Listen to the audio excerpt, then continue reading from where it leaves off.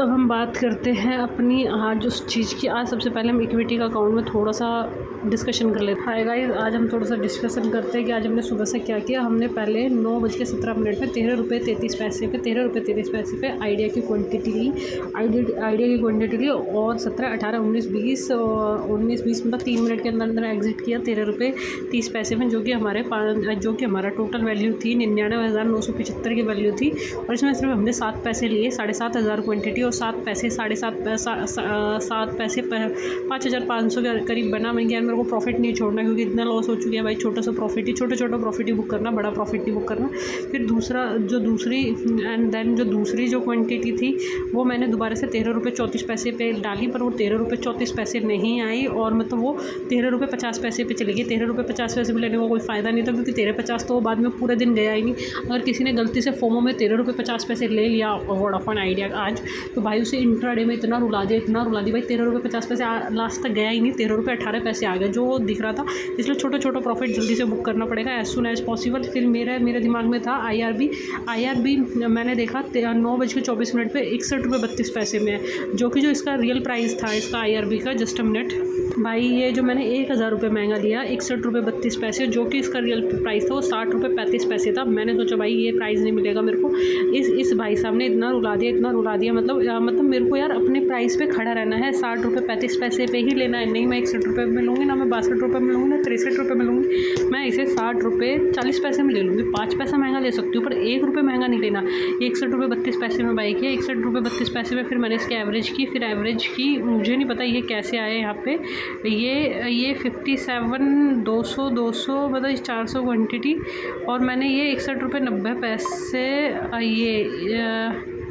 ये ₹90 ये वाला 23 पे 800 क्वान्टिटी ऐड हो गई थी इसमें। एंड देन 64 ये मैंने 48 में से एग्ज़िट किया।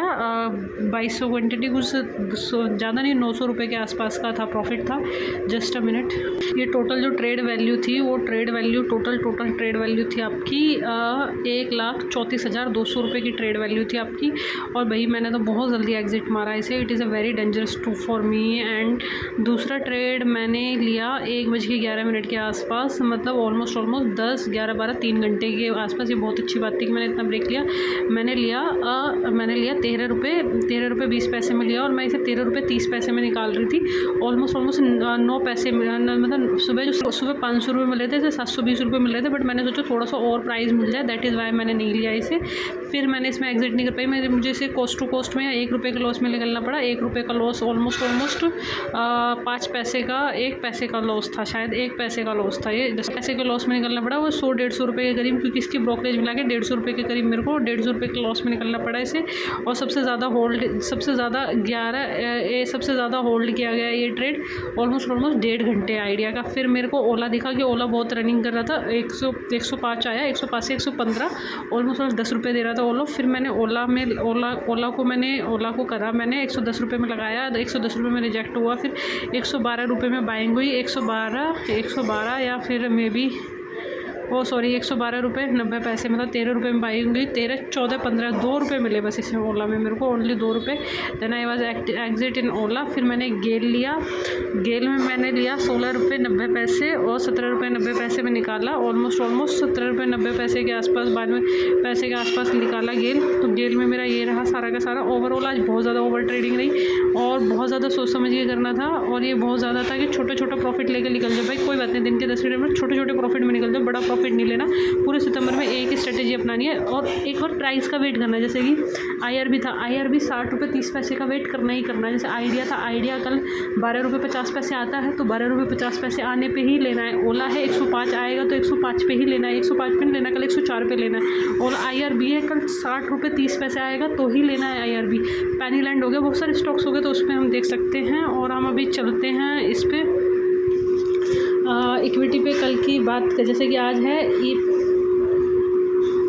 हम बात करते हैं EPACK durable limited is an engaged in the designing and manufacturing complex compact room and the air condition, CAR and introduction is a cook stop and mixing and grinder and water and display. It is a manufacturing heat and exchange and cause the flow, anion, annex and fan, शीटल and metal इन सब का काम करती है apex. इसमें monthly chart, सबसे पहले मंथली चार्ट देखेंगे सबका।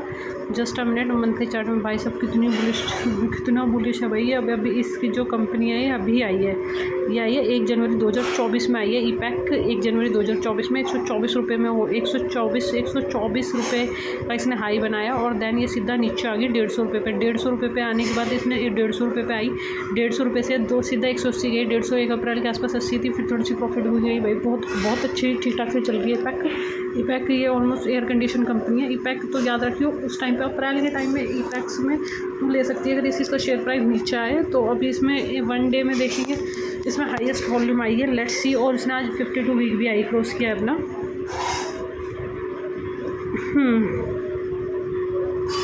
बेटा जब तक ये 150 के आसपास ना जाए, जब तक ना बनना है इसमें लेने का। ईपैक के बाद है ये वाली कंपनी 3434 रुपये के आसपास भाई, बहुत ही company. IVZ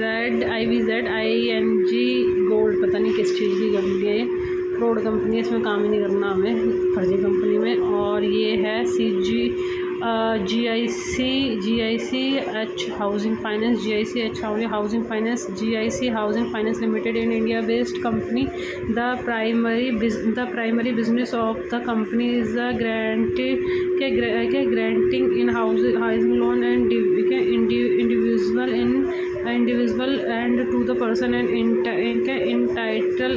entitled engaged and construction of house, flat and residential purpose of company is a promotion by general insurance company in India based East While and subsidiary namely and National Insurance Company Limited, the New Indian Insurance and Company the Oriental। ये almost ऐसी company है आपकी। और इसका जो लो था भाई 59 रुपये से, ये बड़ा ठीक है यार। देखना ये इसने ये अपना हाईवे ब्रेक नहीं कर पाई, मतलब बहुत मर के चलने वाली कंपनी है ये, मरी मराई कंपनी है। और इसका जो स्टॉप लॉस बनता है वो बनता है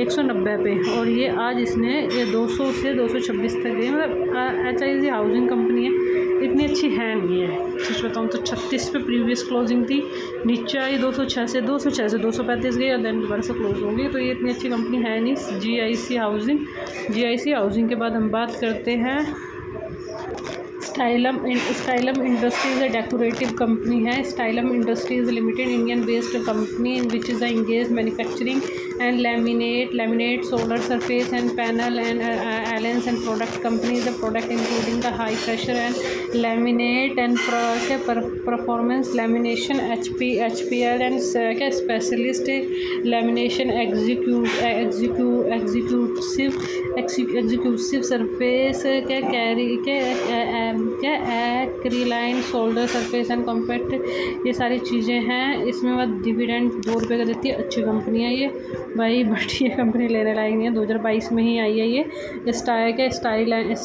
स्टाइलैंड wait a minute, Stylam industry 2022 में आई है ये। मंथली चार्ट देखे तो भाई साहब इसका ये 1400 रुपये भाई, बहुत महंगी कंपनी है। छोड़ो यार, प्राइस बहुत महंगा है, बिना मतलब के आप मर्द मुझे मार वाली चीज़ हो जाएगी इसमें। और ये RGL है। RGL किसकी कंपनी है? ये RGL आपकी ज्वेलरी कंपनी है। RGL वेट Renaissance Global Limited is an India-based jewelry manufacturing company. The company is engaged in the manufacturing of gold and diamond and sturdy and jewelry and making service, and is engaged in manufacturing, trading and retailer jewelry and gems and diamond and etc. और जो ये company है ये almost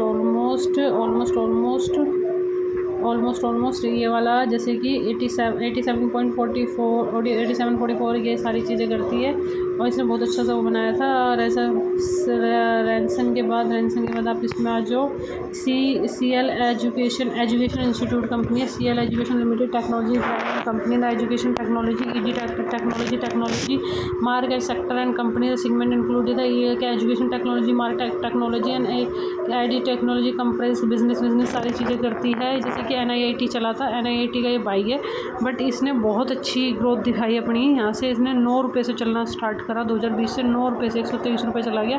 अभी जो इसका भाव था ये तुम्हें मिल रहा था जून के टाइम में, जून में मिल रहा था तुम्हें 863 के आसपास। 63 से ये CL एजुकेशन चला गया। CL एजुकेशन MMFL जो था ये 2020 के टाइम में ये था 92 से 500-600 रुपये। अब इसमें कोई भी नहीं बनता है MFL में। फिर APLL लिमिटेड जो ये यहाँ बनता था, इसका बाइंग बनती थी 462 में 1200 रुपये हो गया। इसमें भी कुछ है। ऐप लिमिटेड के बाद इतनी सारी कंपनीज है भाई। गेल हो गया, गेल वोल्टास हो गया, फिर बालैक्सी हो गया, बालाक्सी भाई ये बालाक्सी में मेरे को इतना बढ़िया नहीं लग रहा।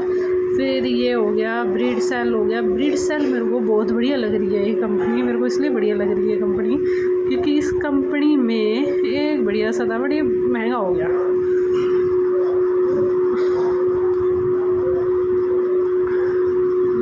थोड़ा सा महंगा सा हो गया ये। ऑलमोस्ट ब्रिसेल्स लिमिटेड जुबिल फार्मा मैंने बहुत बार देखा था। मैंने तो उस टाइम पे 2023 के टाइम में देखा था। ये 300 से 1000 चला गया। छोड़ो जुबिल फार्मा। पराग मिल्क ईस्टर्न MGL हिकल ये भी अच्छी कंपनी और बहुत सालों से कंसोलिडेशन कर रखा है। इसमें 2 साल का कंसोलिडेशन ब्रेक करेगा या 2 साल का कंसोलिडेशन ब्रेक करेगा। और इसका थोड़ा सा सेक्टर देखना पड़ेगा हमें, कौन से सेक्टर में है ये। फार्मास्यूटिकल कंपनी है। फार्मास्यूटिकल कंपनी में देखते हैं क्योंकि ये बहुत बूम करी थी 2021 के टाइम में और 700 से फिर नीचे आ गई थी। हक्कल सेलिब्रिटी ये तो थोड़ी सी ख़राब सी कंपनी लग रही है। इसमें टेक्सटाइल कंपनी है यार, टेक्सटाइल कंपनी से दूर ही रहना चाहिए। एस्टर 135 से भाई सब इसमें ऐसा क्या था भाई, बड़े 82 पे था। इसको भी छोड़ दो एक्सेल को। एक्सटल MGL सेलिब्रेटर हक्कल ओमनेक्स PRPPLE रिपल में कोई ढंग की कंपनी ना दिखी हमें। ये सारे आज की हाई वॉल्यूम स्टॉक्स हैं। कल देखते हैं हम क्या करते हैं। कल हम शायद आइडिया में भी या IRB में या फिर गैप ऑफ ओपन के प्रॉफिट बुकिंग आएगी। सेल में तो हमें कुछ लेना नहीं है। थोड़ा सा देखते हैं कल क्या करना है। Thank you so much for watching.